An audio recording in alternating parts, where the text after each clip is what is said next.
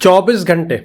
लगभग 24 घंटे हो चुके हैं जब एम्बापे ने पेरिस सैन जर्मेन में लिटरली मैनेजमेंट को ऊपर से नीचे तक उल्टा कर दिया था। लेकिन आप जब 24 घंटे बाद बात करते हैं तो मामला इस चीज़ पे आके अटक जाता है कि अगर अभी तक के डेवलपमेंट की बात करें या तूफान की बात करें या उस भूचाल की बात करें तो अभी कितना वो स्टेबल हो चुका है या फिर अभी भी जो मामला है वो उतना का उतना ही जारी है और उतना ही सीवियर है। अब डेफिनेटली हमारे पास बहुत सारे पॉइंट है इस एपिसोड में बात करने के लिए, जिसमें डेफिनेटली एम्बापे ने जो स्टेटमेंट जारी किया है या फिर हम पीएसजी और एम्बापे के बीच में तू मैं की बात करेंगे। लेकिन आज के एपिसोड में ना कहीं हम ये जानने की भी कोशिश करेंगे कि इस पूरे मामले में कौन कितना पानी में है। और तो मैं सही बात बताऊं, एक स्पॉइलर दे देता हूं कि एम्बापे की बात करें, पीएसजी की बात करें, रियल मैड्रिड की बात करें, ये तीनों कितने ही अलग हों लेकिन एक चीज में पूरी तरीके से म्यूचुअल है कि तीनों ही इस पूरे कांड में अपनी बेइज्जती नहीं करवाना चाहते और इसीलिए मामला और भी ज्यादा कॉम्प्लिकेटेड है। और पहला मूव कौन करेगा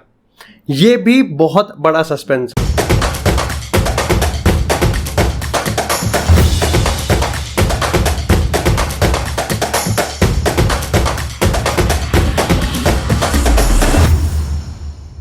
हे guys, Divyansh, welcome back to another exclusive episode. और एक बार फिर से हम लोग इस एम्बापे सागा में एक नई डेवलपमेंट को एक्सप्लेन करने वाले हैं, एक नई डेवलपमेंट पे रिएक्शन और डिस्कस करने वाले हैं कि किस तरीके से आने वाले जो कुछ दिन हो सकते हैं वो शेप अप हो सकते हैं। पर्टिकुलरली अगर हम पिछले 24 घंटे में रीसेंट डेवलपमेंट्स की बात करें। अब अगर हम कल के एपिसोड की बात करें तो कल हमने बात करी थी और एक इमीडिएट रिएक्शन और चर्चा बिठाई थी हमने कि भाई कैसे एम्बापे ने आउट ऑफ नोवेयर एक ऐसी चीज कर डाली जो कि पीएसजी बिल्कुल भी नहीं सोच रही थी। और यही मामला है कि अभी अगर तुम खुद फ्रेंच मीडिया की बात करोगे ना तो वो तिलमिलाया हुआ है। एक्चुअली में अगर हम लियोनेल मेसी की बात करें या नेमार की बात करें तो वहां उनको पता है कि भैया ये हमारा तो लेना देना है नहीं भाई, ना फ्रेंच है और ना ये रुकने वाले, तो वहां पे वो पूरी तरीके से बैश करते हैं। अगर किलियन एम्बापे की बात करें तो उनको पता है कि देखो यार एम्बापे ने करी तो गलती है और एम्बापे लिटरली पीएसजी को बिल्कुल भी नहीं छोड़ रहा, लेकिन फिर भी वो एम्बापे की साइड ले रहे हैं क्योंकि उनको पता है कि एम्बापे अल्टीमेटली है तो फ्रेंच ही। उसमें वो रियल मैड्रिड को पेलने की कोशिश कर रहे हैं और उनके पास दो मोटिव है। पहली चीज तो यह है कि क्या रियल मैड्रिड का अभी भी कट सकता है, और दूसरी चीज यह है कि रियल मैड्रिड के पास पैसा है भी या नहीं। अब इसमें कंजर्वेटिव अप्रोच जो है वो तीसरा है, लेकिन इसको ज्यादा प्रमोट किया नहीं जा रहा, और वो ये है कि क्या रियल मैड्रिड चाहती भी है एम्बापे को। अल्टीमेटली विनीसियस कर रहे थे and all of a sudden real Madrid के फैंस यहाँ पर एम्बापे जपने लग गए। और तीनों ही पॉइंट को हम यहाँ पर एक तरीके से अलाइन करने वाले हैं आज के इस एपिसोड में। अब सबसे पहले अगर हम रीसेंट डेवलपमेंट्स की बात करें तो एम्बापे ने यहाँ पर ऑफिशियल स्टेटमेंट जारी किया जो ये बताता है कि उन्होंने एक बार फिर से अपने आप को क्लियर किया कि बिल्कुल भी सच नहीं है कि मैं यहाँ पर पीएसजी को हॉस्टेज कर रहा हूँ या फिर कहीं ना कहीं मैं पीएसजी में खुश नहीं हूँ। उन्होंने एक बार फिर से इस चीज़ को क्लियर कर दिया कि 2023 और 24 का जो सीजन है वो यहाँ पर पीएसजी में ही खेलना चाहते हैं और वो पेरिस सैन जर्मेन में काफ़ी ज़्यादा खुश हैं। अब अल्टीमेटली अगर तुमने कल का एपिसोड देखा होगा तो ये सब हुआ भी नहीं था, लेकिन मैंने फिर भी रिएक्ट करते हुए बोल दिया था कि आने वाले टाइम में बहुत बिल्कुल शानी आत्मा है किलियन एम्बापे को भली भांति पता है कि वो देखो एम्बापे को तुम इस चीज़ पर क्रिटिसाइज करते हो जहां पर मैं भी क्रिटिसाइज कर सकता हूं, लेकिन मैं समझ सकता हूं कि एम्बापे जैसी प्रोफाइल जिस पे इतना पॉलिटिकल प्रेशर है वो अभी जो करने की कोशिश कर रहा है ना वो सबको दिख तो रहा है, वो सबको पता भी चल रहा है, लेकिन वो ज़रूरी भी है। और अल्टीमेटली पेरिस सैन जर्मेन की अगर हम बात करें फिर रियल मैड्रिड की बात करें तो किलियन एम्बापे दोनों ही साइड के साथ रिस्पेक्ट करने की कोशिश है। देखो मैंने तुमको कहा था कि अगर एम्बापे यहाँ पर बोल दे, एम्बापे ने जो ये बोला है कि मैं 2024 के बाद कॉन्ट्रैक्ट साइन नहीं करूँगा, वो जबकि कहने की जरूरत नहीं थी। ये पहला मोटिव है कि भाई एम्बापे बताना चाहता है कि भाई देखो मेरे को रियल मैड्रिड ज्वाइन करना है। अब इसमें तुम कुछ भी कह सकते हो कि बहुत सारे हिंट मिल रखे हैं कि एम्बापे वैसे ही खुश नहीं था पीएसजी में, और वर्ल्ड कप के बाद तो और भी ज्यादा चीजें बद से बदतर होने लगी। लेकिन उसके बाद भी एम्बापे ने डिप्लोमेसी तब खेल गया जब एम्बापे को यह पता चला कि देखो रियल मैड्रिड की तरफ तो पॉइंट है, अब पीएसजी की तरफ पॉइंट कैसे डालना है वो इसने ऐसे डाल दिया कि जब उसने ये चीज कंफर्म कर दी कुछ दिन पहले ही कि भाई मैं तो पीएसजी में अगले सीजन हूं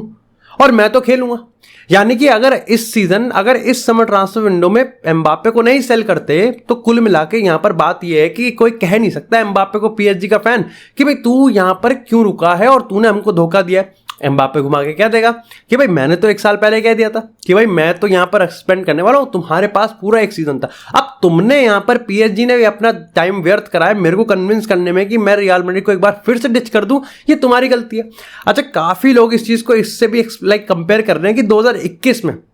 ये तीसरा साल है, 2022 नहीं 2021 में जब रियल मैड्रिड ने 160 मिलियन डॉलर का ऑफर दिया था पीएसजी को, उन्होंने रिजेक्ट कर दिया था। खैर इसके पीछे ये नहीं था कि वो यहाँ पर बिल्कुल भी एम्बापे सेल नहीं करना था, वो आने वाले टाइम में होता है। लेकिन तब तक मामला ये बताया जा रहा था कि पीएसजी ने ऑफिशियली फॉर्मली जो आंसर किया था रियल मैड्रिड को, वो ये था कि देखो इतना तो, इससे ज़्यादा तो हमने मोनाको को दिया है एम्बापे के लिए जो तुम हमको दे रहे हो। आयरनी देखो कि जिस ऑफर को ये रिजेक्ट कर रहे थे, इसके बाद बताया जाता है कि 160 के बाद भी 2 रियल मैड्रिड के ऑफर और आए थे, लेकिन तब तक मामला बद से बदतर हो चुका था। मैं वही कह रहा हूँ ना, आयरनी देखो और इत्तेफाक देखो कि जिस प्राइस टैग पे लगभग 2 साल पहले रियल मैड्रिड को इन्होंने ना करी थी, आज उसी प्राइस टैग पे लिटरली ये मानने को तैयार है। अब तुम में से कहोगे सही में मानने को तैयार है, खैर आगे बात करेंगे। अब देखो मामला यहाँ पर ये हो जाता है कि इस पूरे बात में पीएसजी ने वापस से अपना और ये सारी बातें अंदर चल रही हैं। एम्बापे का स्टेटमेंट आया है पब्लिक डोमेन में, लेकिन उसके बाद यहाँ पर मामला सिर्फ अंदर चल रहा है, पब्लिक डोमेन में नहीं है। लेकिन पीएसजी ने वापस से जब ये रिप्लाई करा और फॉर्मली रिपोर्ट के हिसाब से बात करें तो जब एक खबर आती है तो नसीर अल खिलाफी फैजल हमारी यानी कि उनकी जो माँ है उनको कॉल करते हैं, जो कि इन सारे नेगोशिएशन को हैंडल करते हैं, और उनको बताते हैं कि भाई क्या है, मतलब इसके पीछे का मोटिव क्या है। जब पता है एम्बापे को कोई ऑब्लिगेशन नहीं था लीगली हमको बताने का कि वो 2024 के बाद हमारा कॉन्ट्रैक्ट रिन्यू नहीं करने वाला, वो इसको रख भी सकता था, बल्कि रख भी सकता था, और उसके ऊपर से उसने ये तो बता ही दिया जो कि लीगली ऑब्लाइज नहीं था, ऊपर से उसको पब्लिक डोमेन में और कर दिया, और उसके भी ऊपर से हमारे से पहले यहां पर मीडिया हाउस को बता दिया। मतलब वही वाली बात होगी कि पीएसजी को पहले कॉल जर्नलिस्ट के आने लगे, बाद में जाके लेटर अराइव होता है कुछ टाइम बाद, दिन में, मतलब लगभग 7-8 घंटे बाद ये चीज होती है। अब इसके बाद यहाँ पर पीएसजी ने अपना बताया कि भाई किस तरीके से उनको बहुत गुस्सा आ रहा है और वो काफ़ी शॉक्ड है, काफ़ी डिसअपॉइंट है। अब इसके बाद यहाँ पर अगर हम फ्रेंच मीडिया की बात करें तो उन्होंने तमाम बिल्कुल चिट्ठी ही लिख दी, उन्होंने निबंध के निबंध ग्रंथ लिख दिए इस चीज़ पे कि इस समय पीएसजी किस तरीके से गुस्सा है। इसके पीछे रीज़न बताया जा रहा है कि बहुत पैसा लगा दिया एम्बापे पे, जो कि सही भी है, बहुत पॉलिटिकल पावर देगी, जो भी सही भी है, बहुत नेगोशिएशन पावर देगी, जो भी सही भी है, और ऐसे में अल्टीमेटली क्या करा, एम्बापे ने फिर भी लात मार दी। अब इसके पीछे यहाँ पर अगर हम स्टोरी में आगे चलें तो एम्बापे क्लैन यानी कि एम्बापे की अगर टीम की बात करें तो उन्होंने वापस से रिप्लाई करा पीएसजी को ये कहते हुए कि भाई सीधी सी बात है, हमने तुमसे कभी ये नहीं कहा था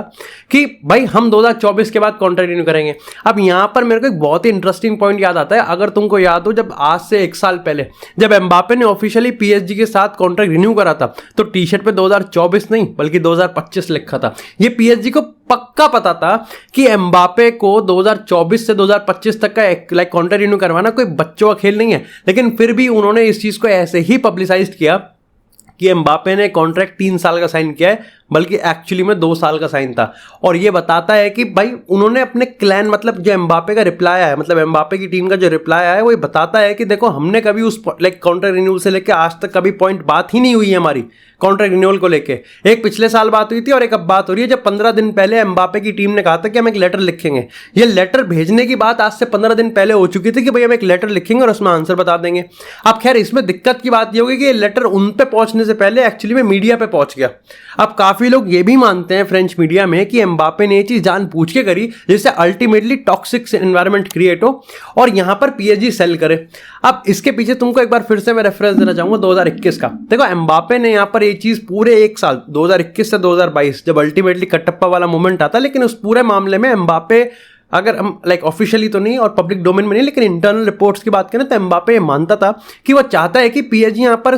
एक्सेप्ट कर ले ऑफर रियल मैड्रिड का, क्योंकि वो एक हॉस्पिटैलिटी की बात कर लो, ग्रैटिट्यूड की बात कर लो कि पीएसजी को वो चाहता है कि पीएसजी भाई फ्री में ना मेरे को सेल करे, उनका फायदा हो जाना चाहिए और पैसे दे दो। लेकिन अल्टीमेटली पीएसजी ने फिर भी नहीं करा। आज ये फीलिंग खत्म हो गई है। आज एम्बापे मानता है कि देखो अब तुम्हारे पास, कुल मिला के इनडायरेक्टली उसने ग्रेटिट्यूड तो फिर भी शो कर दिया, मतलब यू नो कहते हैं ना ब्लेसिंग इन डिसगाइज,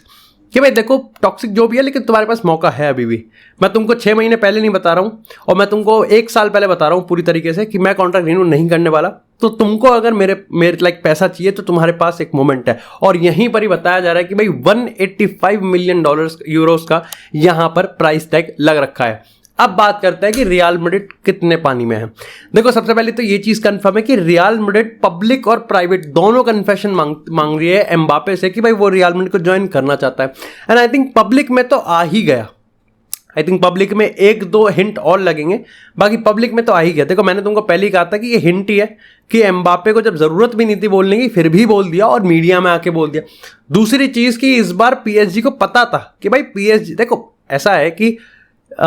पीएसजी नहीं चाहेगी कि एम्बापे फ्री में जाए। It's not about fun, of course Qatar है भाई, उन पे पैसों की कमी नहीं है, वो 100-150 के लिए अपनी इज्जत नहीं गवाएंगे। लेकिन सबसे बड़ी दिक्कत की बात है यहाँ पर चमड़ी दमड़ी नहीं, चमड़ी की बात है यहाँ पर, पैसा नहीं इज्जत की बात है। बात ये हो जाएगी कि एम्बापे के लिए इतना सब कुछ कर दिया फिर भी भैया 1 साल में छोड़ के चला गया, और मतलब 2 साल में छोड़ कर चला गया, इतना कुछ करने के बाद भी अल्टीमेटली इसीलिए पीएसजी आज गुस्सा है और एम्बापे को सेल करने के लिए तैयार है। अगर रियल मैड्रिड की बात करें तो मैड्रिड को पब्लिक में तो हिंट मिल रहे हैं, अब प्राइवेट की बात करें तो अभी कुछ टाइम पहले ही रिपोर्ट सामने निकल के आई है कि इसी साल कुछ टाइम पहले एम्बापे ने पर्सनली अपोलोजाइज किया था फ्लोरेंटिनो पेरेज को। अब इसमें कितनी सच्चाई है और कितनी नहीं ये बात की बात है। खैर अगर एक हिंट की बात करें तो तुमको याद है जनवरी में भी जब पीएसजी के ही ऑर्गेनाइज्ड इवेंट में भाई वो कोपा डेल रे का मैच देख रहा था, real Madrid versus Atletico Madrid का लेवल देख रहे हो तुम भाई, हकीमी जो कि रियल मैड्रिड का ऑलरेडी प्लेयर था फॉर्म में, वो छोड़ के भाई एम्बापे देख रहा था। तुम समझ सकते हो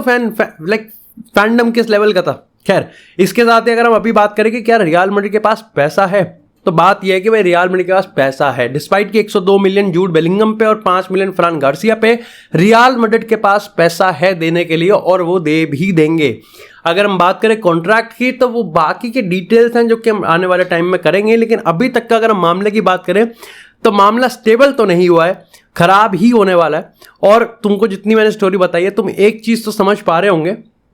कि भाई एंड नहीं है, चीजें कॉम्प्लिकेटेड है, लेकिन एक चीज कंफर्म है कि जो पहला मूव है वो सस्पेंस है कि भाई एम्बापे भी डायरेक्ट मूव नहीं मार रहा। भाई एम्बापे अगर ये एक स्टैंड रख रहा है कि उसको रियल मैड्रिड ज्वाइन करना है, but at the same time वो ये स्टैंड भी रख रहा है कि पीएसजी में मैं अगले साल खेलने के लिए तैयार हूं। भाई वो ये नहीं चाहता है, भाई देखो अगर इवन इफ वो चाहता है कि एम्बापे चाहता है कि वो रियल मैड्रिड को 2023 में ज्वाइन करे,